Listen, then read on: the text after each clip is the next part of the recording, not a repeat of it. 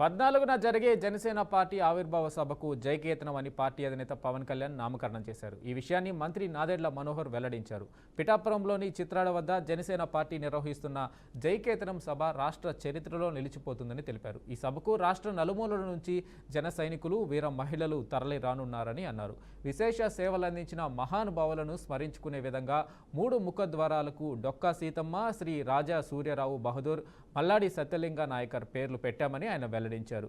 ఈ 3 మహానుభావులు ఆయా ప్రాంతాలకు చేసిన సేవలను స్మరించుకుంటూ వారి స్ఫూర్తిని భావితరాలకు అందించే లక్ష్యంతో ఈ నిర్ణయం తీసుకున్నట్లు మనోహర్ అన్నారు. జన సైనికులు ప్రత్యేకంగా తెలంగాణ నుంచి, కర్ణాటక నుంచి, మహారాష్ట్ర నుంచి, తమిళనాడు నుంచి కూడా దూర ప్రయాణం చేస్తూ పాపం రేపు మధ్యాహ్నానికల్లా ఈ ప్రాంతానికి చేరాలనే తపనతోటి వాళ్ళందరూ కూడా ఈ ప్రయాణం ప్రారంభించుకున్నారు. పవన్ కళ్యాణ్ గారి నాయకత్వంలో పార్టీ ఆవిర్భావ సభ ఎక్కడ నిర్వహించినా కూడా స్థానికంగా ఉన్న చరిత్ర, సంస్కృతి, అదేవిధంగా ఈ ప్రాంతానికి ఎంతో త్యాగాలు చేసి ఆదర్శవంతంగా నిలబడిన మహానుభావుల్ని తలుచుకునే విధంగా ఎప్పుడు కూడా మేము గుర్తుండే విధంగా కార్యక్రమాలు చేసుకుంటాం.